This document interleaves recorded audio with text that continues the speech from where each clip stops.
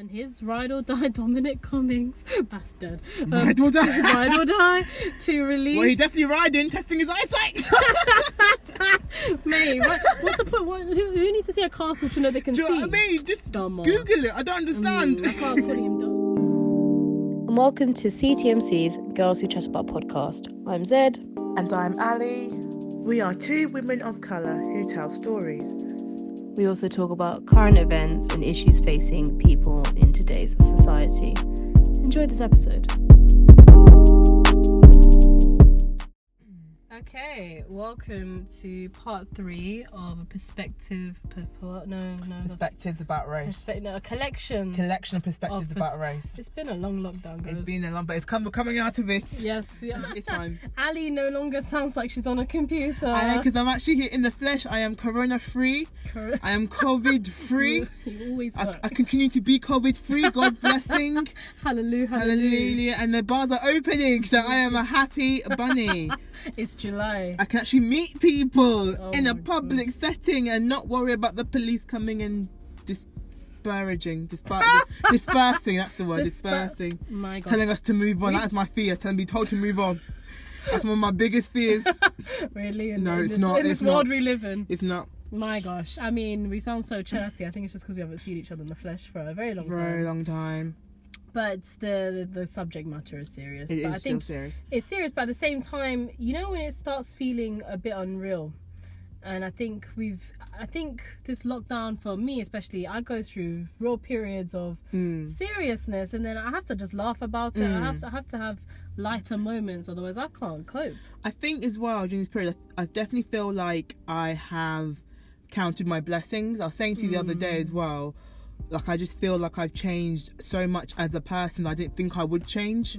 And I feel like I've matured a lot as a person. I've noticed certain things that I will not tolerate as a person. I don't think other people should tolerate, and just like We've aged. Yeah, we've aged. And I think as well, like I'm looking forward to sort of seeing what this more mature person brings in the future, and what, you know, sort of achievements that I can possibly make and stuff, because it's just I can't click my fingers, but it's just because you used to think about yourself in a certain way. Like I was saying to you the other day, like for example, I'm a lot more organised, I'm a lot more tidy, and I've always thought myself prior to this as like a lazy like person, etc. But it's actually, no, I'm not lazy, I just legit haven't really had the time, or I haven't managed my time well, and I know I can manage my time well.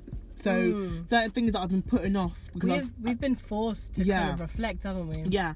So certain things like I've been putting off, like career-wise, I've been like, I'm not going to do it yet because I can't manage my time well. I'm going to struggle. I'm going to stress.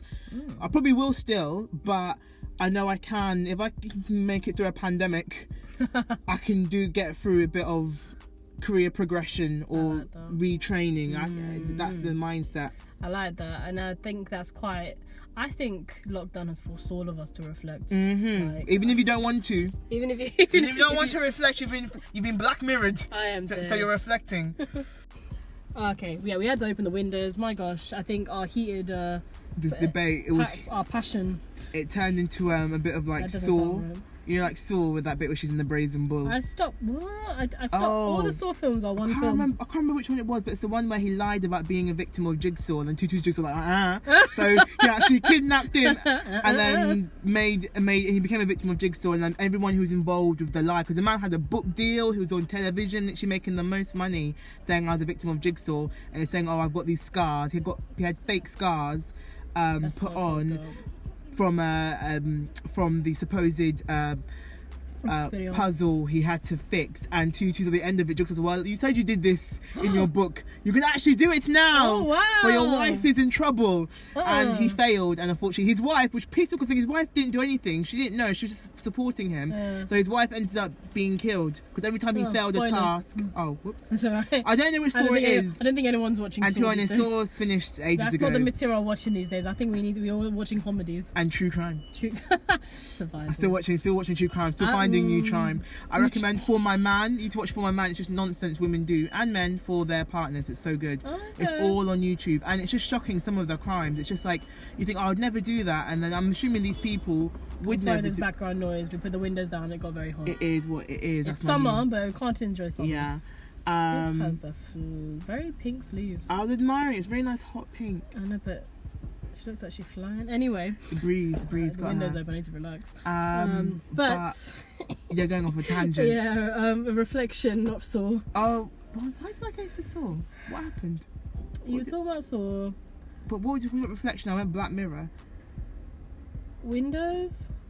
I can't. Never mind. This It'll come is back how to me. I'll 80% listen of back. our conversations sound like this. I'll listen back. I'll listen back and be like, oh yeah, and then it'll come up in the next check into next podcast episode. That's a good plug. Indeed. But we were saying that this is a time of forced reflection. I don't think society has ever had to do this, and well, definitely not since World War. I was gonna say not in this like current like life. Well, for others, lifetimes, our lifetimes, but in this modern age, no one's had to really. Well, no one in this country. Abroad, yes, people face worse on the daily. Yeah. But here, our culture shift, it's different. It's very much a first world problem. First world culture shift. First world cultural shift is what I'm going to call it. Yeah. But if you've listened to episode 1 and 2, you've already heard a fantastic collection of perspectives about race issues, about prejudice, experiences, anecdotes, responses to the Black Lives Matter movement. And it's funny, Ali and I have been talking about this movement throughout the whole time. And we've had disagreements, we've had discussions, and I'll be honest, I've had changed opinions throughout not only listening to these perspectives, but my conversations with Ali. Like, for example, with the statues, I was very much thinking how that was a positive change. But the more I think about it, and then is it Big Mouth changing? The casting of one of the characters, Missy, she's biracial, half Jewish, half black, and the voice actor was a Jewish woman, and they decided to step down and allow the character to be voiced by a black voice actor. I mean, it's great to opening up opportunities for. I don't want to touch on that. I haven't even been drinking. That's the thing. I'm sober, so. Opportunities. But like, I think it's great to opening up opportunities for people of colour to get into these roles, etc. However, my mindset is like, Big Mouth isn't new. No. The same thing with Cleveland in Family Guy. Family Guy is hella old. So why is it now you're saying something? That's the thing. These are very surface level things. Of course there should be representation in media, but voice acting, I'm like, okay, fair enough. It's not new. Like, it's not new. Are you going to go back and reshoot all of Friends so that Ross can be like black or something? Are you going to do something with TV shows? I actually read something about Friends. Someone said, I think was it Ross? Or someone, one of the old cast members said. I think it was Lisa Kudrow. Yeah, I think she said, if it was filmed today, it would be definitely more diverse. And you know what? I think she's right. Unfortunately, with certain things, time is a factor. It was filmed in the 90s. There were some people of colour on TV, but it wasn't pushed as much as it is now.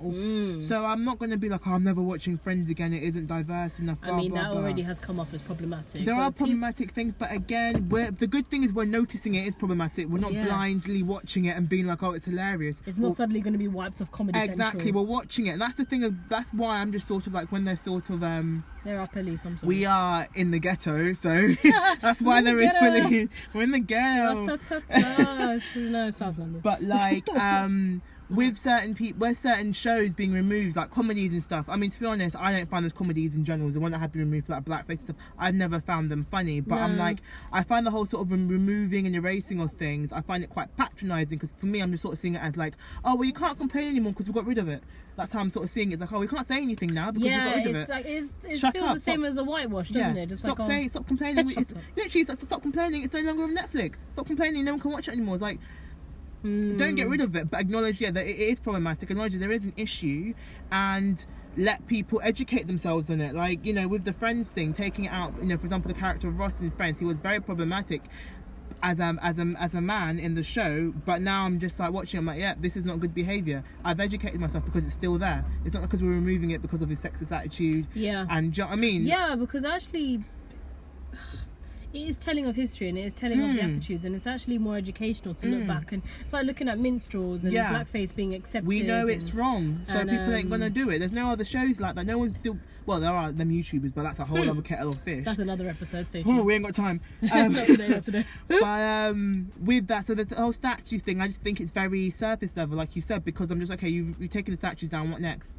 Yeah. What next? It's gone quiet now. It's gone quiet. No one's talking about it as much.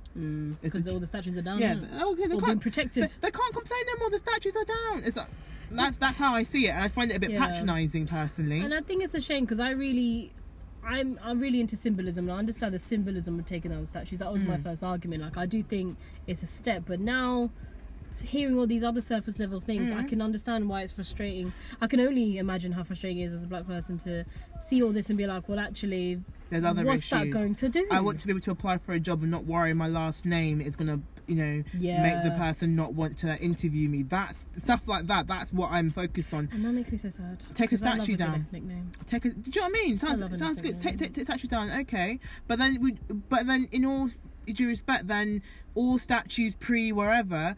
I bet you they should be taken down, because you best believe, again, time is a factor. A lot of people had prejudices against people of colour back then. It is a fact. So they remove all of them. Yeah. If you're gonna, maybe some had stronger, like obviously the slave trades, etc. Okay, but in the 1800s, I bet 99.9% of people were probably racist back then. Yeah. That's a fact. I refuse to believe otherwise. So maybe remove all of them. It's hard. It's so hard, because you can tell people want quick fixes to make things better, and that's it's a shit quick fix though, because this is a new thing. Systemic racism. I used to read that systematic, like a car. Systematic or hydromatic. But literally, Grease lightning. But that could be deemed because in the 50s, people were probably racist. Yeah, there was no ethnic people in that film either. There's one, that Hispanic dancer, just a token. But I think there was like a couple of. Oh yeah, she was quite good. But I'm trying to remember. I can't remember Grease. I don't watch it in time. But like. What was my point? Grease? Sorry, systemic racism. Oh yeah, that's been a thing for literally ever. Yeah. Like it's always been there. It's not a new thing that literally happened yesterday. This has always been a thing. So it's getting traction now. And that's what happens. It peaks and then it troughs. And I bet you next year there'll be another scandal, and then it'll peak again and it'll trough, and it'll keep on happening. Because that's the thing. Like, these things only gain traction and gain awareness, and obviously it was a result of lockdown. Let's be honest. We've had an international people pandemic. are at home. So people. I mean, I was still outraged. Yeah, I was still outraged, but would people have as much time to go on protests and this and this if they weren't at home? That's the thing. Okay, shall I read out written perspective, because we've had recorded perspectives. This is from Matty, and it actually links in quite nicely to what you said, Ali, so I'll read it out. This is Matty, who is of a Sri Lankan descent and is female. The systemic oppression of people of colour, especially black people, is something that has been happening for hundreds of years. The modern... It's true, it's not new, bro. Where's the lie? The modern world has been built by the white supremacists in a way which still leaves them... Wait, what? The modern world has been built by white supremacists in a way which still leaves black people underrepresented, villainized, consequently disadvantaged. The slaughter of black people in America, most recently George Floyd, is clear evidence that nothing much has changed since the 1600s. No, because I mean, who was it last year? There's Trayvon Martin, there's Elijah McClain, there's Ahmaud Arbery. That's just three. Breonna Taylor. Yeah. I mean, the names there's just more names. It's just endless, and every day I'm seeing new names that people maybe they didn't get as much traction, as much following. It's just it's constant. In Britain, the fact that the racism may not be as immediately obvious as it is in America, because they can't carry guns. Dead. Best believe, the police. I'm not saying they could, but I feel like if it'll be different. Yeah, I think if more force was allowed, like physical force, I think it'd be a very different story. Yeah. Is what makes it even more sinister. Living in London, we may not see or experience flat-out racism, but that doesn't mean it doesn't exist here. While I am not able to speak on the experience of black people, I can tell you firsthand how the racial microaggression can affect your identity. From being asked where you're from and being asked where you're from and London not being an acceptable enough answer to being called coloured, or being assumed as being Muslim because you're brown, as if skin colour has anything to do with your religion.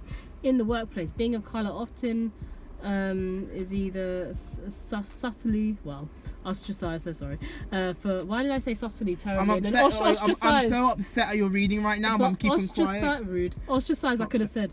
I said that nice and clearly. For being too in touch with their culture, or they have to assimilate with the white British ideal to get anywhere beyond the lower ranks of their profession. That is, if they are lucky enough to have got the job in the first place. Mm-hmm.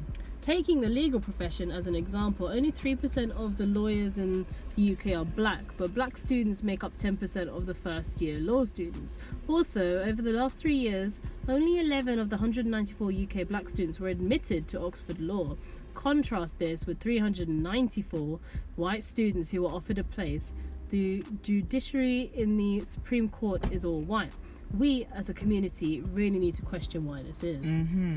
Never thought of that. Because people want to do it, why aren't they doing it? If some of the credentials, why can't they get on? Why aren't they progressing? Because I understand, fair enough, with minorities, like I know there's like a math behind it. Like for example, if you've got 100 people and 4% are black, therefore, do you know what I mean? You expect to see less in general just because we're not the majority. So you would expect the majority to be white just because that's just how it is in the country as a whole. But it's still, there's an imbalance. Definitely. It's an imbalance. Like a counterbalance. The problem with modern society is that many people are more scared of being labelled a racist than the fact that their views and actions are racist. This is partly what has led to the performative allyship that was demonstrated on Blackout Tuesday. Lots of people posted a black square to avoid They don't care. to avoid looking racist, but didn't bother to follow it up with educating themselves on black struggles. Legit. On my battery. People are happy to make racism remarks in the name of banter, and all too often is black people who end up being the boss of the joke. But God forbid you call them out on their racism. They will turn around. So uptight. They'll turn around and saying you're being too touchy and can't take a joke. Okay, but cool. that shouldn't stop us from calling out these people. If social media has done anything right, it's that it has made many of us more aware of the daily struggles black people face for just being black. Now is not the time to only be sympathetic with black people, but it's time to stand together with them and actively be anti-racist. I've seen that a lot recently.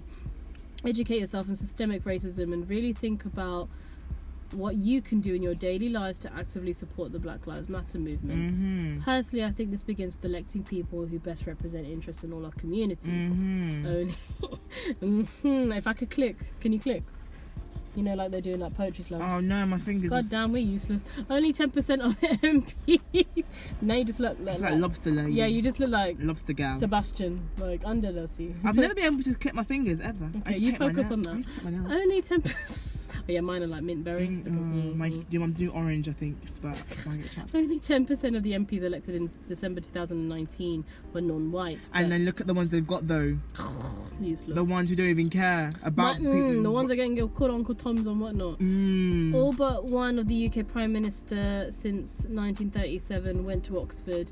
And as we all know, they were all white, so it should come to no surprise that these upper class white people were behind the Grenfell fire or the Windrush scandal. Oh yeah, but yeah, I saw this. I can't remember the guy's name, but he said that racism is a production of upper class white people, not the working class. It's upper class, the rich people, because they use science to justify it. They did this and this, and to be honest, you're more likely, back in the day, you're more likely to actually have an alliance with a working class white person and a working class black person as opposed to having an alliance with a upper class white. Like, that's the thing, because everyone was seen compared to with the upper class white person. Everyone below them was scum. Yeah. So you're all like scum of the earth. Yeah, scum. Some scum was better than other scum, but you're still scum. Oh, you're the good type of scum. You're good type of scum. You're like medium scum. The scum that I can fuck with. Not you. You're too scummy. You can clean my floors, but not talk to me. Dead. Many of the All Lives Matter supporting British folk love to go on about how well Boris has handled COVID-19, but let's remember that we have the highest death rate in the world. I think you can't manage his hair, and we are still waiting for our dear Prime Minister and his ride or die Dominic Cummings. That's dead. Ride or die. Ride or die to release. Well, he's definitely riding, testing his eyesight. Mate, what's the point? Who needs to see a castle to know they can see? Do you know what I mean? Just Dumbass. Google it. I don't understand. That's why I was calling him Dominic Cuntings the other day. Oh, dead. To release the true BAME. See me rolling, they're hating. Oh my gosh, yeah, because you're fucking out spreading your house. a virus. That's why they're hating. You and your kids Chameleon and your wife. and New. That Chameleon wrote the song for you. Why are you riding? Of course I'm hating. Can't see, you should be riding regardless, let alone in the pandemic. But that's riding another story. dirty, riding viruses. Riding infected. Riding infected. Lockdown's hard. It's still very warm. But yeah, and yet people want to think of racism against black people as an American problem. You might be thinking it's all fair, me complaining about the system, but what can be done?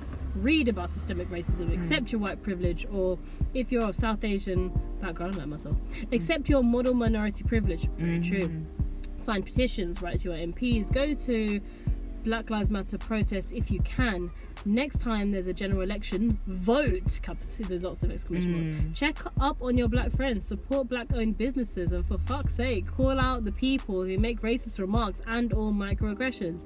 Most importantly, don't stop supporting the Black Lives Matter movement when all of this dies down. Because it's no longer trending. That's literally what That's a horrible term, trending. So what? Right. Like it's fashion. Like it's a fashion choice. Oh no, it's not trending anymore. So like, really? Yeah.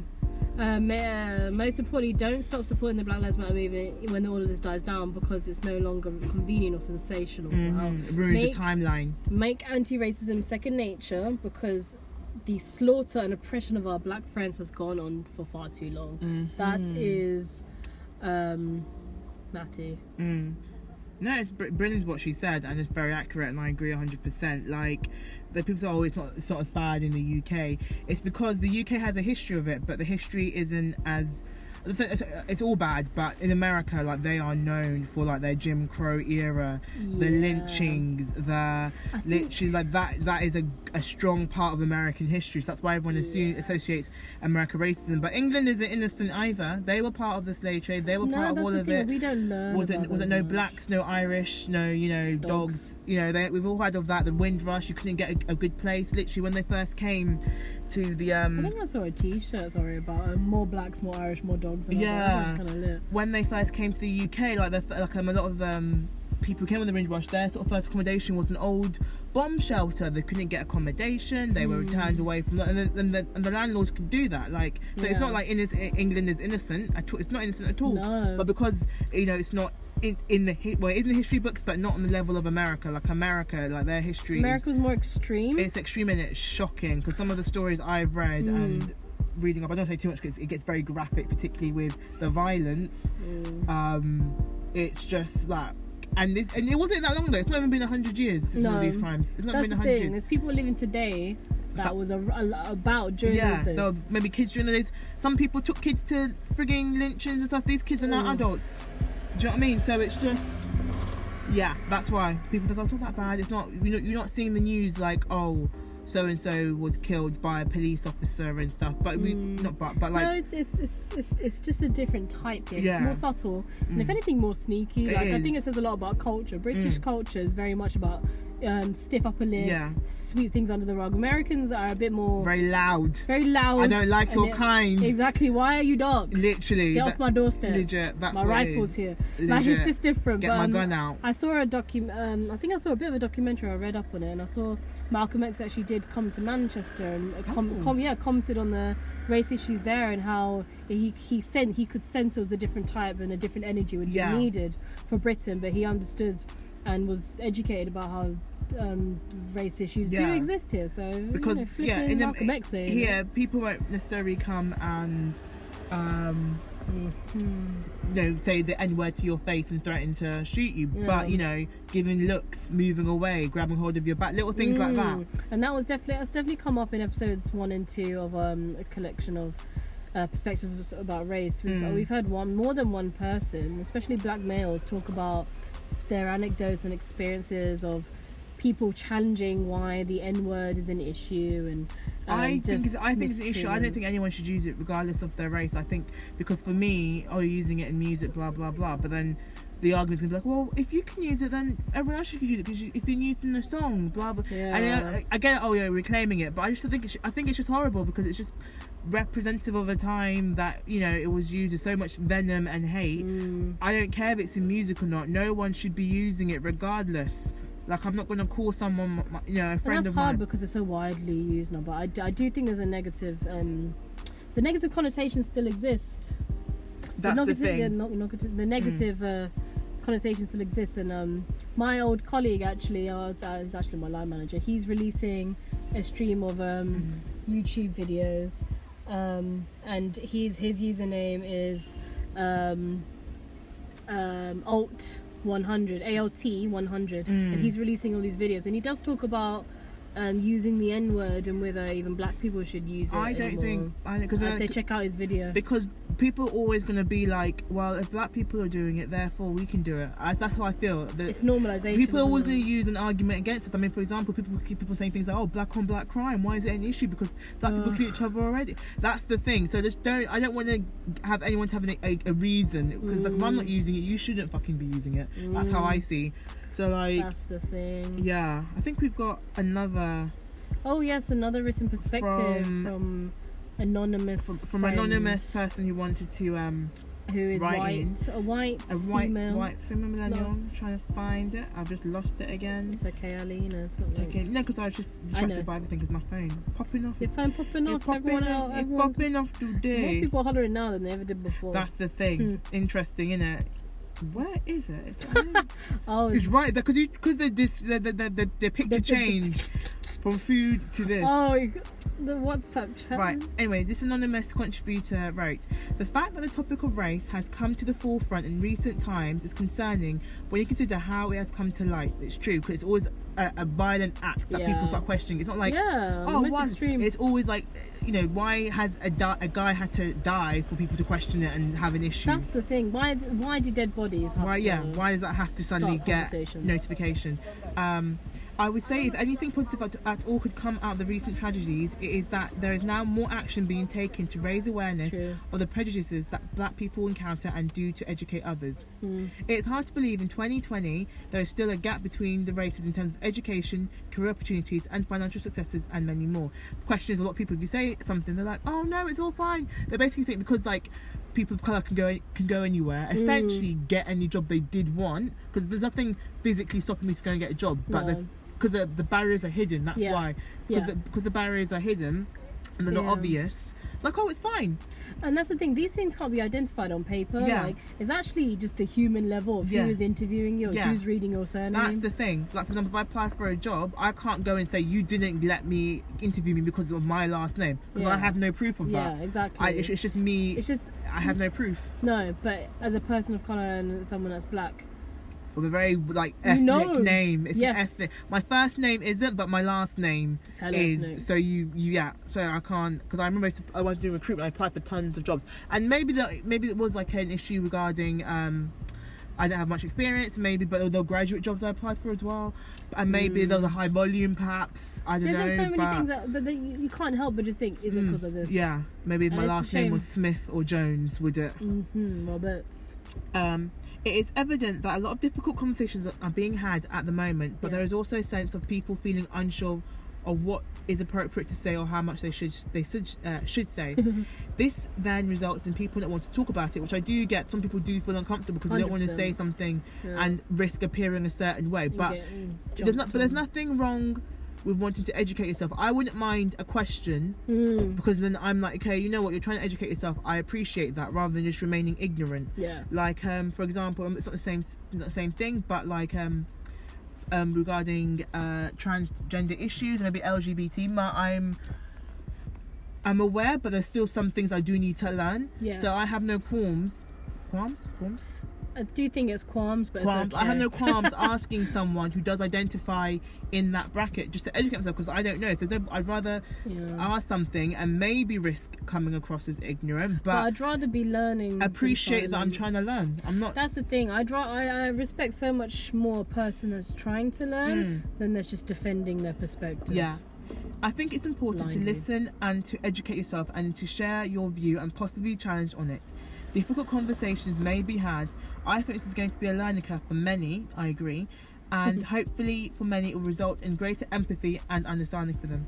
Yeah, I'm hoping that at the end of it people just are willing to learn a bit more and educate themselves a bit more. Doesn't take much, it's not hard, doesn't take long. It's not hard. We've all got time. Yeah, we all definitely have time. We're all inside. We ain't going nowhere. We're starting to go outside now. From the 4th, maybe no, but now we all got time. From the 4th, I might be in the pub. Yeah, from the 4th, I'm going out.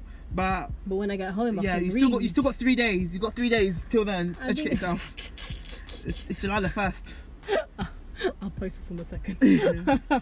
But I think there's a lot we could talk for a long time about this, but because it's a never-ending issue. Yeah, and we've all come back. You can talk about the past, you can talk about the present, you can talk about the future. It's never-ending. Very ominous. Bruh, leave me. I didn't have anything to say to that. But it's true. It's an never-ending, issue that will always.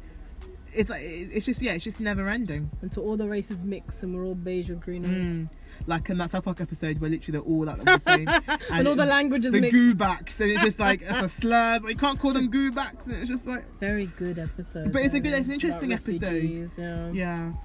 South Park educational, bro. Yeah, but it's true because the point was, well, let's make things better now, so they don't feel the need. If we can maybe improve things everywhere, rather than taking all their resources, and if things are good everywhere, then people maybe not might want to stay in there. I'm not saying don't come, but I'm just there wouldn't maybe be so much turmoil overseas if our the USA and UK stop meddling and fucking up other places, and then meaning that there is a big and then complaining exodus. and people are like, you know what, I can't live here because it's fucked up and it's not safe. Let me go somewhere that's safe. No, don't come here because it's not like. You're taking my job. How dare you? Literally, the job was always there. The job was always there. Exactly. You chose not to apply, mate. You qualified first. Literally, I wasn't even born here and I got this job. What does it say about you? What does it say about you? Okay, on that note. On that. Before I go off note. and maybe say something questionable.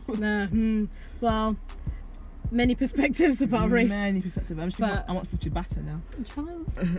Bread. Because I was actually googling, like, because I saw ciabatta in a video, but I didn't know what it was called. So I'm like, what bread has big holes in there? If you look at my history, I don't like the sound of that. I'm like, yeah, ciabatta, that's what I'm wanting. See, I would think if you said that to me, I'd have thought crumpet. No, that's not really a bread. That's like something else. Like, what is that if that's not bread? I don't know. It's not bread. It's not bread. Would you look so serious? It's not bread. Crumpet isn't bread. What is it then? It's a baked good, but it's not bread. Biscuit is baked, but it's not bread. Cake is baked, it's not bread. Crumpet is not bread. Okay, but I say crumpet's more towards the cake family than it is the bread family. It's definitely not cake. It is. Actually, wait, cake goes. Because you can't make a sandwich. Wait, the debate with biscuit and cake is that if it goes hard it's when cake. it's off, it's cake. And it crumpet does go hard when it goes off. Cake family. That's not right. But cake goes hard when the bread goes hard when it's off. But you can give life to bread. Shit, everything gets hard. Time is hard. I get butter. Time to. We're just outside Lidl. My belly is fasting because I'm. Yeah, my recommendation for this episode is Lidl. It's a really great place to shop. Mine is Fastic, a fasting app for intermittent fasting, because my fasting time is almost over, so I can actually eat soon. Oh man, you can eat. I'm on Fastic too, and it has helped with that weight loss. Yeah, lockdown. I've lost about, I think, half a stone in 3 weeks, or just under 3 weeks. Almost half a stone good. with not much effort really. Like, I haven't been going to the gym or like exercising tons or anything like that. You've been calorie counting. I have been not been calorie counting. I've just been making better choices, because I know certain foods are low in calories, so I know I lean to more like leaner, healthier foods. So at least I know that I am within a deficit to a degree, because I'm not eating massive portions of it either. Yeah. And lots of water. It's so much. 3 litres, guys. 3 litres of water. Like, and we're at home now, so you can pee all the time. That was always my issue, but even at work, I'm learning how to be like, okay, how much can I drink at work? And then, you've been going into work, haven't you? Yeah, so yeah. That's our recommendations. Thank you for listening. Don't be racist, be anti-racist. Yes, please be actively anti-racist. And on that note, bye. Love you guys. Oh my gosh.